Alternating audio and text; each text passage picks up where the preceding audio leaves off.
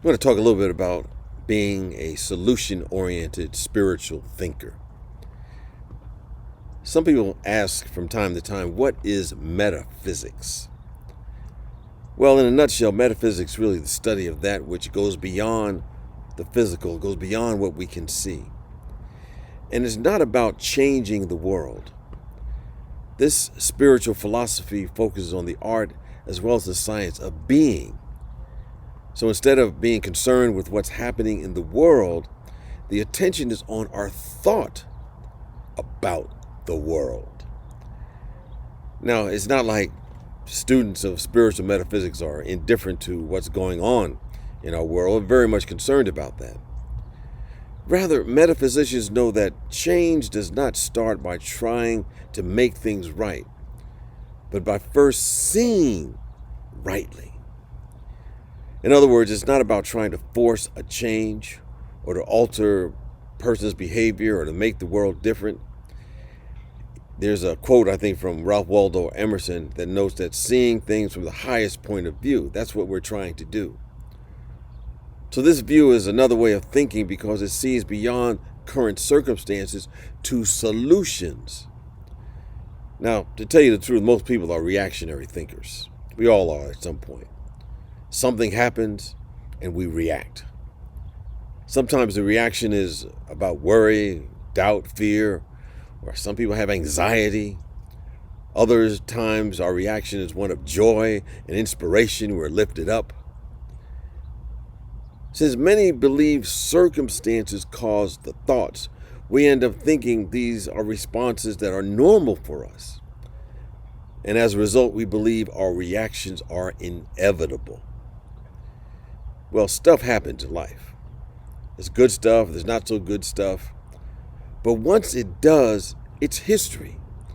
It's outside of us. It's an outside incident. And we have the power to determine our responses to whatever has happened. So to be a solution-oriented thinker, we must distinguish between thinking that deals with mere information and thinking that's on the plane of inspiration. Because the former, it deals with things as they are. The latter focuses on how we are. When we address experiences on the information level, upon hearing or reading about bad news, our reaction might be something like, oh my God, this is terrible. A world is falling apart right before our eyes. And there's no seeing from that higher point of view that Emerson talked about. But a solution-oriented thinker, rather than being reactionary, chooses the kind of thoughts they want to think. Such thinkers envision that they want to see life in a way that they want to see it.